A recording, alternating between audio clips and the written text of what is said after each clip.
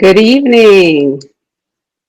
I am Kimberly Coleman, pronouns she and hers, president of the Beta Kappa chapter of Beta Phi Omega Sorority Incorporated.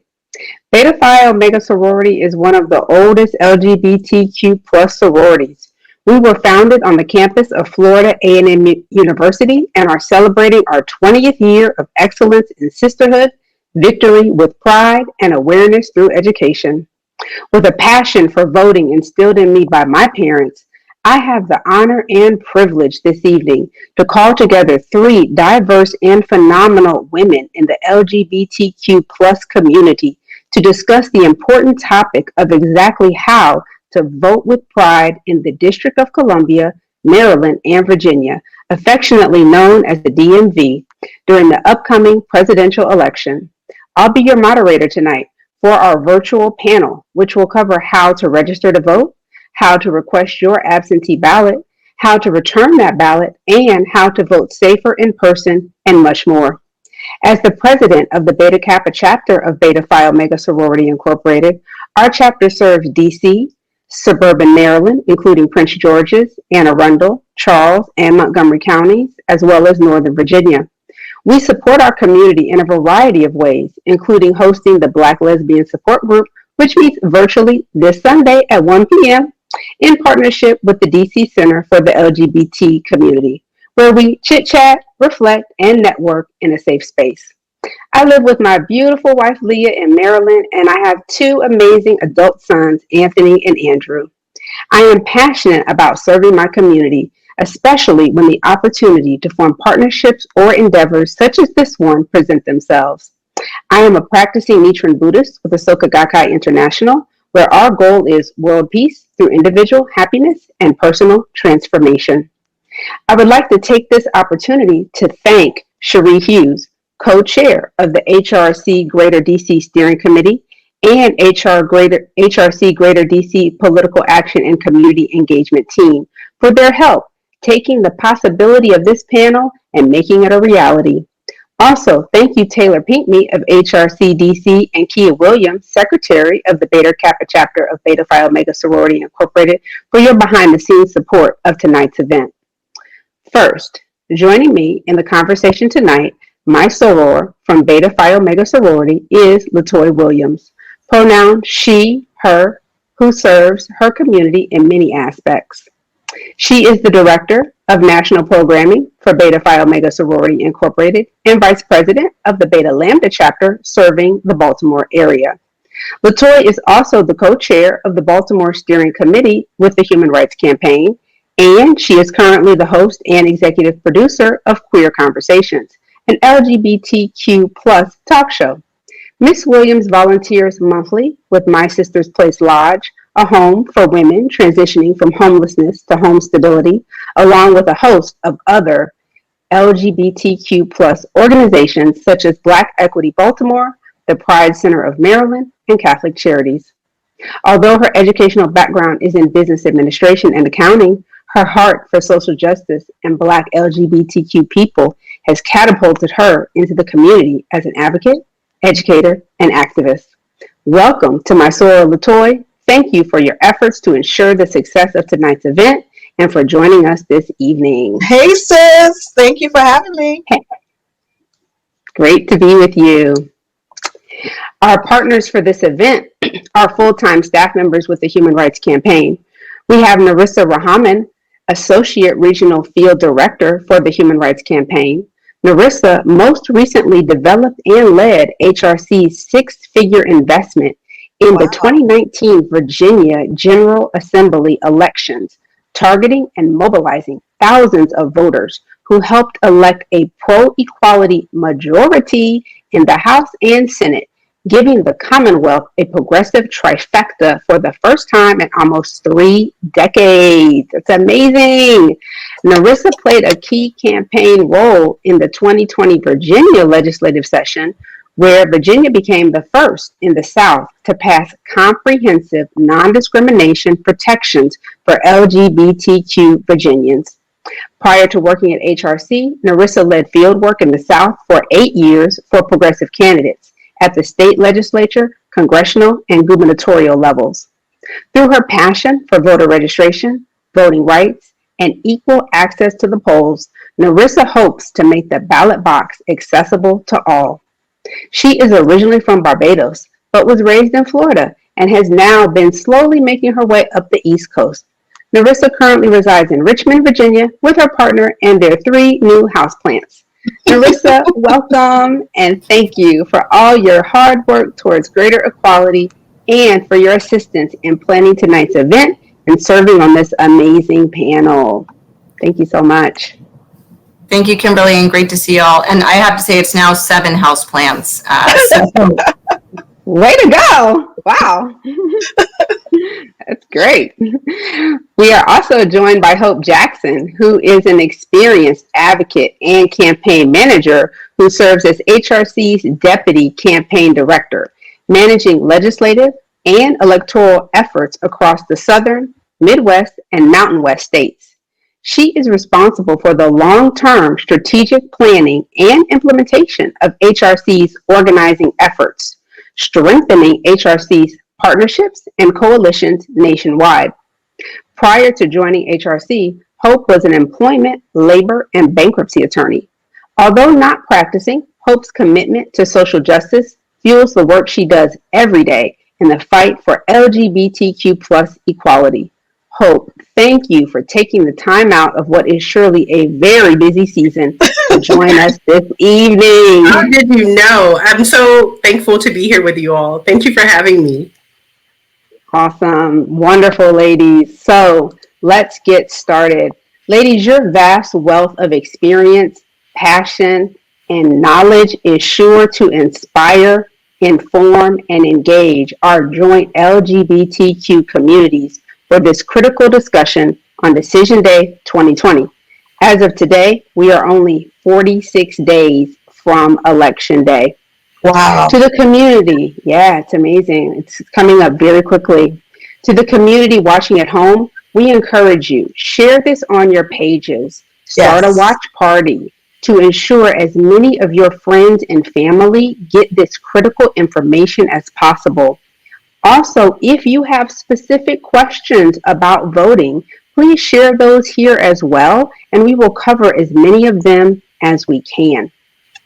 So let's get started.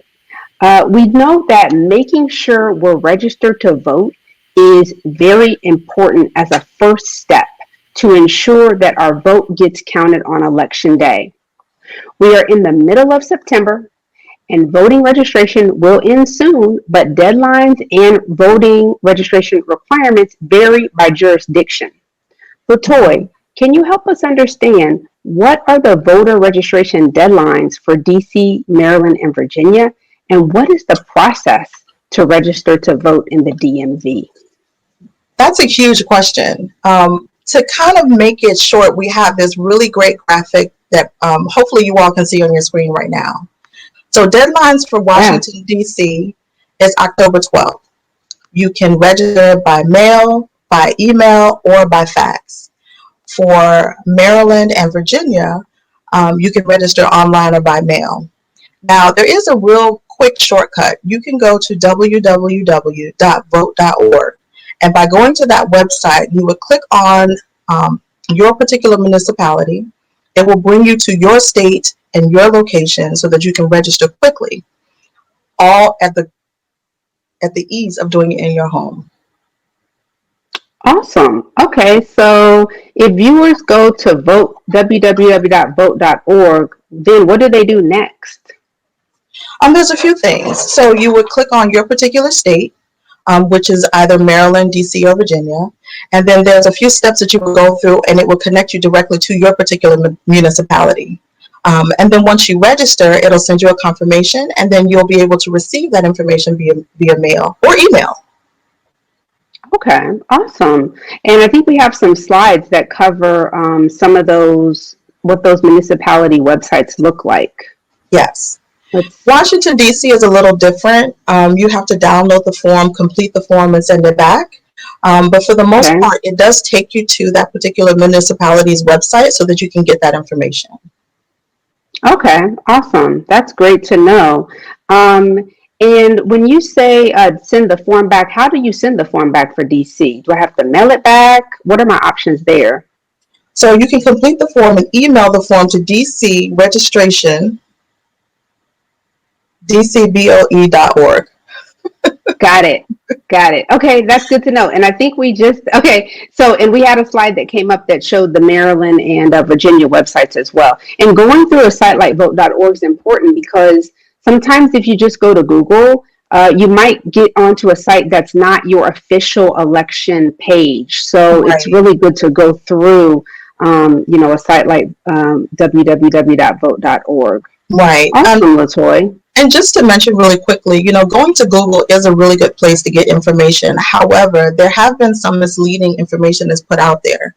So in order to make sure that you are getting the most accurate information possible is to go to your state, city, or county municipality website or go to www.vote.org so that you know the information is absolutely correct, it's been vetted, it's been tested. That's a great point. Okay, thank you so much. So I have a question about registering to vote. Narissa, for those within our community who may now go by a different name than when they first registered to vote, do they have to change their name on their voter registration? How do they ensure that they're going to be able to vote on election day? Yeah, thank you, Kimberly. This is such an important question and an important issue to tackle because voting is a key part of our participation in society, and we really want to make sure that all voices are able to be heard, and that folks are able to participate in elections and participate in voting, and that every voter should have the opportunity to vote regardless of their identity. So if you have recently updated your name or changed your name, you should definitely update that on your voter registration to reflect this. We hear all the time about strict voter ID laws, and this impacts many marginalized communities, including trans and non-binary voters. And those are some barriers that folks can face when they go to vote on election day. But having an ID that doesn't match your gender identity or presentation should not affect your right to cast a ballot in any state. Fortunately here in DC, Maryland, and Virginia, you are not required to present a photo ID when you go and vote. And in fact, just this year, Virginia passed legislation that was signed into law that removes the photo ID requirement, which expands access to the ballot box for so many Virginians, including trans and non-binary voters. So, first things first, check your voter registration status. Update it if you need to. If folks still have reservations and hesitation about showing up in person, whether for early voting or on election day, requesting your absentee ballot, is an option for you to vote. Absolutely. Okay, thank you, Narissa. That's really helpful and good to know. And that kind of leads us to the next question, because I think it's really important to talk about this voting plan. We hear a lot about make a voting plan. President Obama even released a short video yesterday about a voting plan. Hope, can you explain what does it mean to make a voting plan, and why is it so important specifically during this election? Absolutely. My mom would always tell me that if you fail to plan, you should plan to fail. Yes. And that is really true about voting. I'm going to just tell you everything will happen. Mishaps happen all the time. The car breaks down, it's flooding outside, Yes. it's snowing, or you just got your hair done and it's too hot for you to stand in the line. And so these things happen. And so you definitely need to think through all of these things. It's not about just on voting day what you're going to do, but this is a plan to consider. Have you checked your voter registration? Is it updated? Is your address updated? I just checked mine last week, and somehow my information was all wrong. I just voted in this past primary.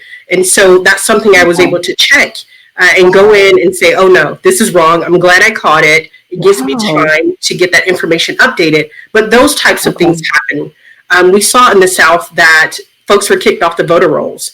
Had you checked all of that information early, of course, you would have been able to catch that. And so it's not anyone's fault that this does happen, not the voter's fault, I would say that. Right. But if you're looking at these things on a regular basis, it's super important that you just check. Make sure that your registration is updated. Think about when you're going to vote, because this is your mental picture, your reminder. I know I'm going to vote on Tuesday in person. I'm going to vote on my lunch break. I'm going to make sure my car has gas because I know traffic is heavy in that area, and I may sit on the highway for a while. I'm going to make sure I have a babysitter. I'm going to make sure I have snacks because the lines may be long. Yeah. So right. And time to wait in line. Exactly. Consider the peak times of voting at your voting location. But then just opposite of that, if you're requesting a ballot, an absentee ballot or a mail-in ballot, you need to know what's on that ballot before you fill it out. And please do not wait until the last minute. So exactly how you would plan out your week for real business, you want to do that with your vote, because this is serious business. It's your vote and your voice. And so you want to take that time to walk through just a mental picture of how your day is going to look, the day that you cast the most important vote of your lifetime. And so thinking about it that way, just sit down for 10, 20 minutes and just think it out. You don't have to write it down, but it's an accountability factor for you to make sure that you're aware of all the laws for your state, for your county, what you need. Do you need ID? What type of ID? Thinking through all of those things to make sure there is no mishaps and your vote is counted on election day. Hope, that's super helpful. It's like, wow, this is a huge day coming up, 46 days away, to make sure that our votes are heard and counted. That's, you spoke truth to power right there. So if you are just joining us, I am Kimberly Coleman of Beta Phi Omega Sorority Incorporated. I'm here today with the Human Rights Campaign and also one of my sorors, LaToya Williams, also of Beta Phi Omega Sorority and Human Rights Campaign, discussing how to vote with pride on Decision Day 2020. So we're talking about a voting plan, and now that we understand how critical it is, Hope said, take 5-10 minutes. Make yourself an accountability plan, how you're going to vote. If viewers decide that their plan includes voting outside of an in-person situation, maybe an absentee ballot or a vote by mail situation, Narissa, could you help us understand what are the deadlines and the process here in the DMV to request that absentee ballot? Yeah, this is a big thing this year. And I think, just to add on to what Hope was saying, it's not just election day this year, it's really an election cycle, a whole season. The entire fall season is how we're going to be able to vote this year. And folks have a lot of options. We understand with COVID-19 and the pandemic, some folks want to feel a little bit more safer and practice social distancing when they're voting. Absentee ballots or requesting your ballot, or at least having that option if you decide, later on in October that you don't want to vote on election day. We're seeing a lot of folks request their ballots. In a lot of the most competitive districts in Virginia, absentee ballot requests are already up 200% compared to where they were on 2016 on election day. Wow. So, we're going to see a lot of folks casting their ballots this year. And, like Hope was saying, it's important for you to start thinking about how you want to vote this year. So if you do choose, I want to vote and fill out an absentee ballot, there are a number of ways you can do that depending on where you're living, and there are a variety of deadlines.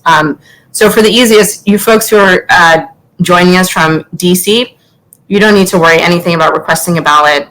The DC Board of Elections says they are going to just mail you a ballot, mail every voter a ballot in the first week of October. So, in 2 weeks or so, ballots should be hitting your mailboxes in DC. Awesome. Returning it, you can either return your ballot by mail or at a drop-off site. And so you just want to, DC, don't have to worry about anything. You're going to get your ballot. You don't need to worry about requesting it. For Maryland and Virginia, you no longer need an excuse to vote absentee this year. So, in previous election years, you might have to have a reason, sort of like you would be overseas, or you might have health issues that's preventing you to get to the polls. Not this year. They understand that the COVID-19 and the pandemic is an obstacle and a barrier for folks that who want to vote on election day or who don't want to. For Maryland, you want to go to the State Board of Elections website to request your mail-in ballot, and you can do that online. You also have the option, if you have a printer at home, you can print a form and you can return it, and you can return that by mail, fax, or email. So you don't have to print it out and mail it in. You have a few other options. If anyone still has a fax machine out there, we should definitely be friends, because I would love to hear more about this. How they're using it. Yeah. You can also scan it and email it back in. If you choose that option, you want to make sure that it is in, and it has to be received by October 20th. And that's whether you're mailing it in, you're faxing it in, or you're emailing it in. I highly recommend not waiting till October 20th. Even if you're not sure right now. Yeah, even if you're not sure right now whether you want to vote absentee or if you want to vote on election day, request it early so you receive it early, and you have the option of returning it early if you'd like to. In some locations in Maryland, you'll be able to return it through a Dropbox, but those are your options for Maryland. Also in Virginia, you do not need a reason anymore to vote absentee. The deadline for that, and again, you can do this online or you can do it through the mail, is the deadline to request your ballot is October 23rd. For Virginia, ballots are actually going to be starting mailed out tomorrow. So folks in Virginia are going to have the chance to vote starting as early as tomorrow. For Virginia, as soon as they receive your request and process it, and once you're approved, your ballot's going to go out within 3 days of that request. That's awesome. So, you'll have until October to request it. Obviously, again, don't recommend waiting until then, just because we know Board of Elections and the Postal Service this year, because of the pandemic, are going to be overwhelmed with requests, receiving and mailing out ballots. So, get ahead of the curve. Don't wait till the last minute to come up with your vote plan. Do that now. Request your ballot, and then, as you move through October, you can figure out how you want to return it. That makes a lot of sense. Thank you, Narissa. So the key I'm hearing is request early. Go ahead, get your ballot requested. I know from Maryland, I live in Maryland, we did receive a application to request a ballot. So you may, if you check your mail, you may still have it. You can just sign it, put it in the envelope, send it back, and you can get your ballot that way as well. So awesome. I'm telling folks, request it early, receive it early, return it early. Just follow those 3 R's. And love it. Again, let's do election, just not as a day, but as an entire season this year. And you get to choose how you want to move through the season. Yeah, absolutely. I really like that. Okay, so we talked about some people, if they want to request an absentee ballot, they have a few weeks left, but they should do it early. The other thing about absentee ballots is I'm hearing a lot about this absentee ballot versus vote by mail. Hope, can you help us understand that? What is the difference? Short answer, there is no difference. Okay. It just depends on the state you're in. I think with absentee ballot, folks are confusing that with what primarily happens if you're military or you're overseas or you have a qualified reason for requesting one. The absentee ballot generally requires an application. But right now, with COVID happening, a lot of states are sending out absentee ballots to folks to sign up to get a mail ballot. Either way, it involves mail. I think that's what folks need to know. There are a large group of states, there are a large group of states that are not sending out ballots to their voters, and so those folks have to request. But then there are those states who were doing mail voting all along before COVID. It's like 5 or 6 states. Not California is one of those states that automatically will send you a ballot. And so for those folks, they're doing all mail voting. And so they interchangeably use absentee voting or absentee ballot. Got it. There's a lot of confusion. But the thing you need to know is you have to determine what your state requires, whether or not they're going to send you a ballot automatically, or do you need to fill out an application? Is there a qualifying reason that you need to have, or is it a no excuse state? And sometimes it can be either or. If you have an illness, they will list out all the varying reasons that you can request. Yeah.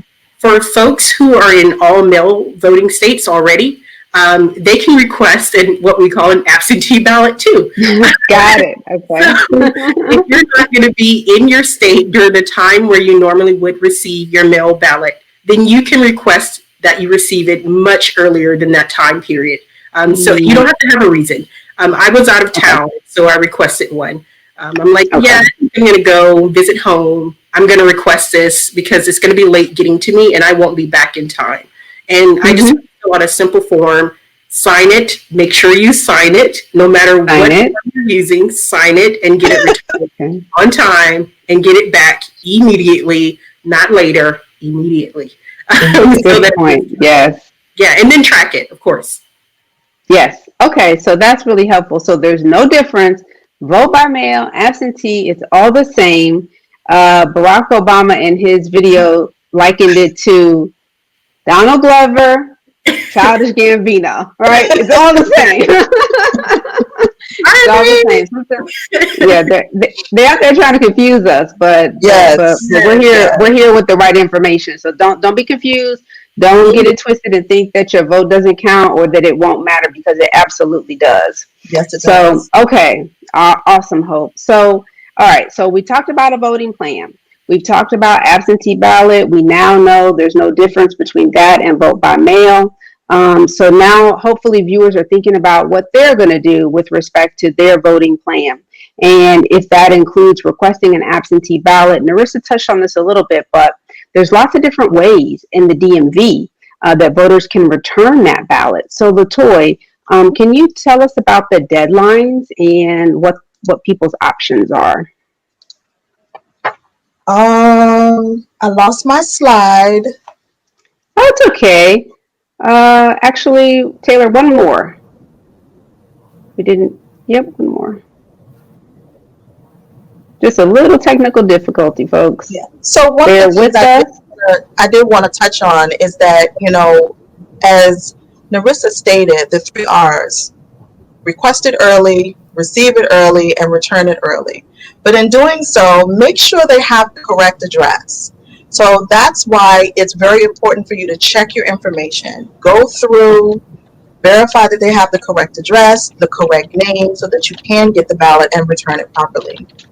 And once you receive it, you can return it by mail, you can return it by Dropbox. You have the opportunity to print it at home if you're doing all of this information online. And then you can track your ballot as well. So Narissa, you want to talk about tracking the ballot? Yeah, I'm happy to. And I know for, in Virginia, if you're joining us from Virginia, they will accept your ballot up until 3 days after the election. This is something that they just decided. So up until November 6th, you can get your ballot in. You can also, if you're worried about, the Postal Service is going to be overwhelmed by sending out ballots and receiving ballots. You can hand deliver yours in to like a registrar's office or even an early voting site.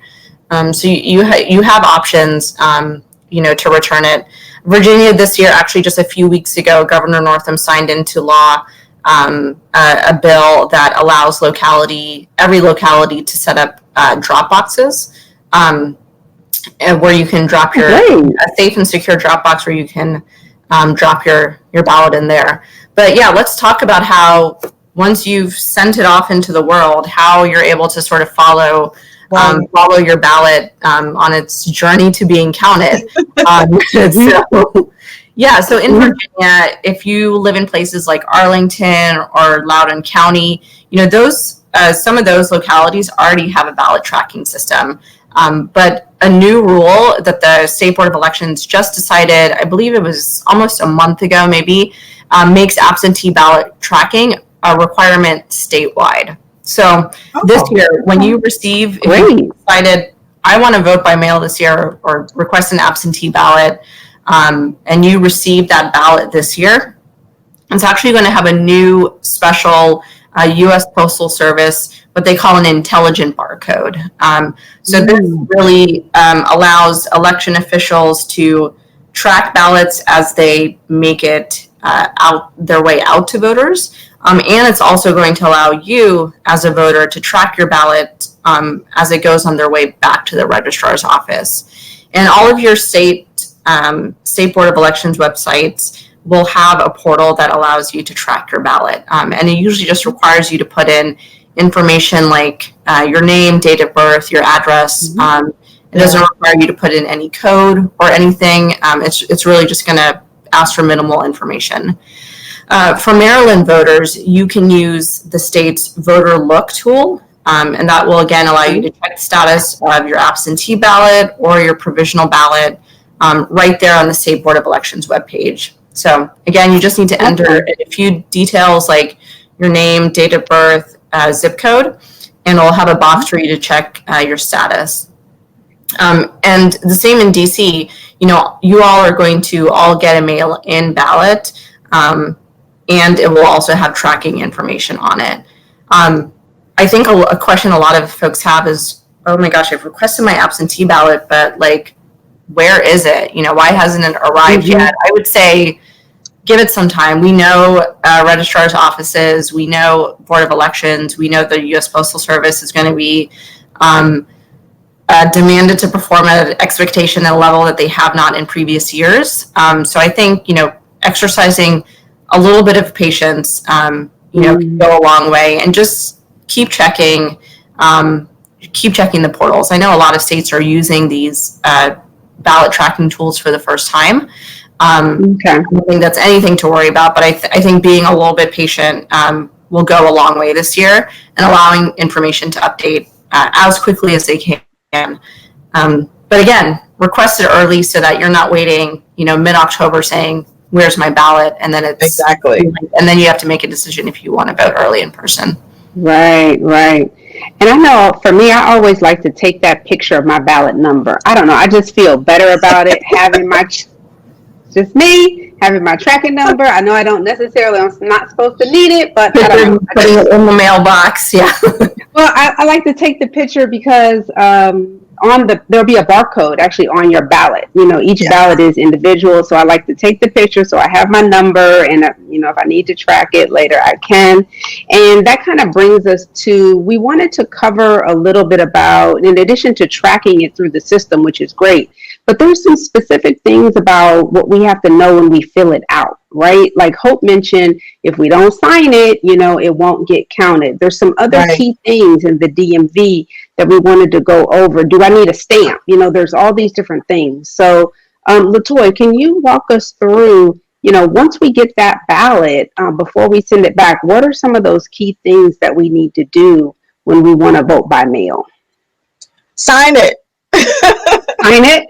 Okay. Can I use it. red ink? What color ink? Can I use red? No, you can only use black or blue. Only black or blue. Okay. Yes. You must sign it, and you must read it. Read it from top to bottom. And it comes with an envelope, so you don't need a stamp. Put it in an envelope, seal it. Okay. So it's postage paid. Okay. Right. And then, we talked about in Maryland and in some of the other places, they will have drop boxes available. But if push comes to shove, drop it in the mail. This is one of the reasons why if you request it early and receive it early, you can return it early. So you're giving the post office and, the municipalities and the voting offices time enough to receive it and make sure that your vote is counted. Even though, we know that you can send it in and it may be counted up until 3 days after the election, why wait? Why allow yourself to have that grace period? I know some of us are procrastinators, but this is not the time to do it. This is the election of our lives. And in order to make sure that we are voting with pride and that our vote matters and our voices are heard, it's important that we do this timely and respectfully. Absolutely. Okay. That's really helpful. So, We got some information. We don't need a stamp if we're going to vote by mail. Correct. We need to sign it, sign the ballot, sign the ballot, sign the ballot, return it early, and fill it out in blue or black ink only. Okay. And read it. Okay. And read it. Make sure you read it. Absolutely. There's some. I mean, like many of the panelists have said, this is the decision of our lives that we're dealing with here. So I have a question. Hope, even though 1 in every 4 votes cast during the 2018 election was via the mail, we hear many people in the news cycle nowadays saying that, vote by mail is fraudulent. They're really trying to convince us that our vote won't count, that it doesn't matter. We shouldn't even try. We've talked about tracking ballots, but can you help us understand if we want to mail that ballot in, is what makes vote by mail, safe or legitimate? So I definitely think the media has spent a lot of time talking about vote by mail being fraudulent. And I will keep this nonpartisan for sure. I will just say that voter fraud with mail-in voting is rare, super rare. This is not a huge problem for America. I think there's a majority of Americans that believe that voter fraud is happening rampantly, and it's just not.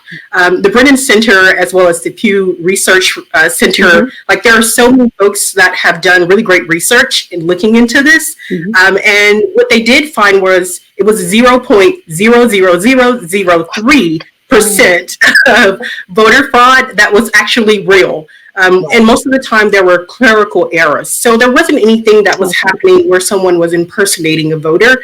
The Brennan Center said you're more likely to get struck by lightning, and I believe that to be true. No one is out here trying to vote for you. No one is doing that. And I think that we have to continue to just tell folks and educate them about voting by mail. And that it's not something that hasn't been happening for years. Millions of Americans have been voting using the mail system. In California, in places like Colorado, that's vote by mail, Utah. There are states that have been doing this successfully without any instances of voter fraud happening. And when there was, just checking into those cases and knowing that it's super tiny, not enough to rig an entire election. And so I think that's something we have to continue to educate folks on and emphasize that no one is going to take over an election by voter impersonation or fraud.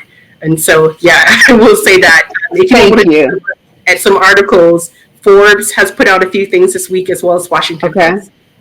Okay, that's really helpful. Hope. And, you bring up some really good points, and we haven't talked much about the other, we've talked about the Decision Day 2020. That's the big thing right now. We're not far out, but we're also in the middle of a pandemic. And,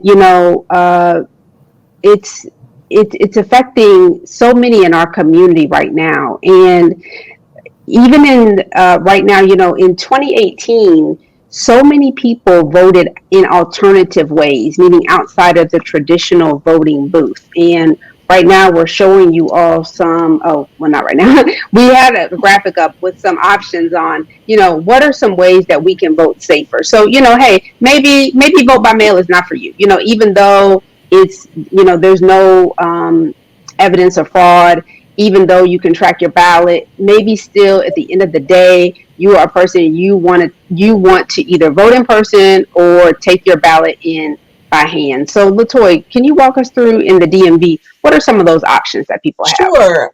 You can hand deliver your ballot to the local Board of Elections or early voting center in DC, Maryland, and Virginia. So you will go to the websites and find out what locations are available for you to drop off your particular ballot.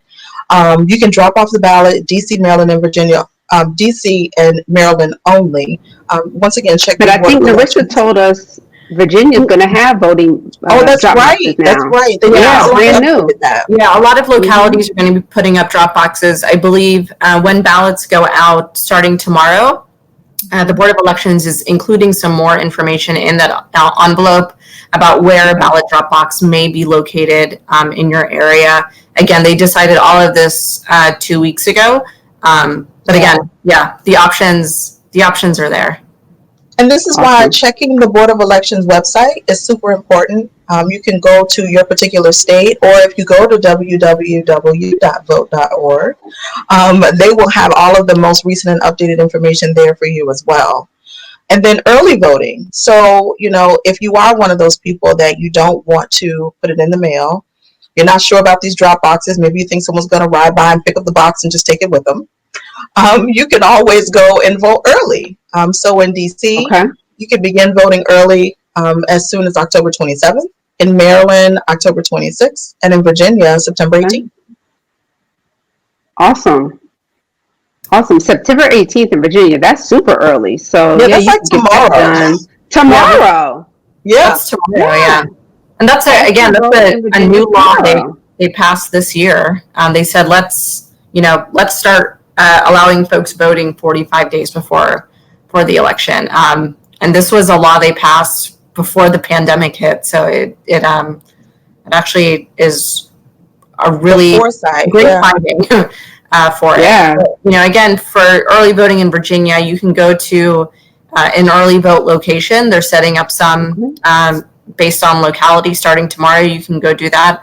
You can also go and vote at your registrar's office. You can just walk in and request an absentee ballot, vote right there, and send it on their way. So there are a lot of options this year. So like Hope was saying earlier, we have so many more options. Well, we've had these options for a while, but we have options to vote. A lot more of us are just going to be choosing options that we did not choose in previous election years. So really take time and sit with yourself or, your family, your partner, and think about how you want to vote this year. And just do everything you need to do to meet all those deadlines. Absolutely. There's a lot to think about, but thankfully we have a lot of options, and it's really about figuring out what works best for you and your family and your situation. So, at the end of the day, a lot of people are still going to, want to go out and vote on election day. Voter turnout in the 2018 election, which was a midterm cycle, was at 50%, which it's kind of unbelievable, but it was the highest since the 1964-65 election, which followed the passage of the Voting Rights Act. So based on that turnout, some people are estimating there might be as much as 70% turnout during this election. Yeah. What are some ways that, for voters who say, all that's great, but at the end of the day, I still want to go vote on election day. What are some ways for those folks to make sure that they keep themselves safe? Yeah, that's it. I was actually texting with voters in Virginia today, asking them how they plan to vote this year. Mm-hmm. And a lot of folks are still undecided. And many folks messaged me back and said, I'm going to be voting on election day because that is the option that they're safest with. That is the one that they know like the back of their hand. Mm-hmm. If you're planning to vote on election day this year, I think like we expect for any presidential year, expect that there might be long lines. Have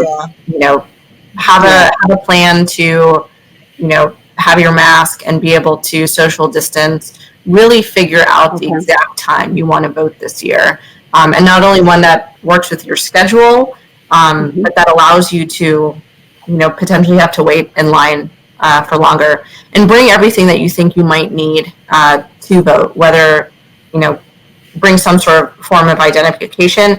None of the states that we're talking about tonight or districts require a photo ID for you to vote, but bring some information that identifies who you are. In case you run into any issues. But I think just give yourself extra time on election day. Understand that there may be long lines. There may be some folks for some reason who maybe didn't receive their absentee ballot or they got there too late. So a lot of those folks who don't feel safe returning those things in person may go and end up voting on election day. Yeah, absolutely. And just really quickly, I wanted to mention that Alexandria Hawkins, our soror, she mentioned in the comments that she enjoys the excitement of Election Day. And a lot of people feel that same way. I know growing up, I would go to vote with my mom. And I brought my kids with me when I went to go vote, just so that they understood the process and could see everyone there and they could ask questions. So if that is your choice, remember that social distancing is still super important. Like, you need to be at least 6 feet away from someone. And then, you need to wear your mask and wear it properly so that it's covering your nose all the way down to your chin. Bring yourself some hand sanitizer. I can't wear down here? I can't wear my mask down here? No, it's not a chin strap. Okay. Do I need to demonstrate? No, it's okay.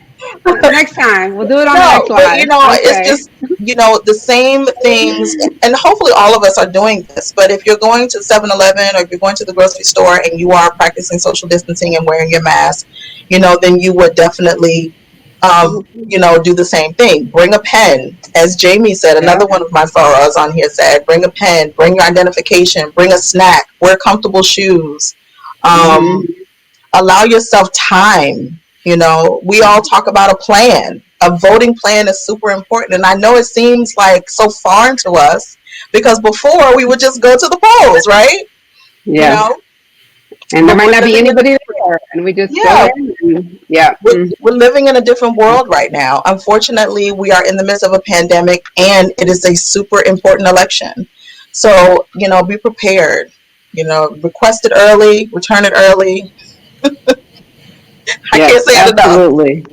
I know. Get it done.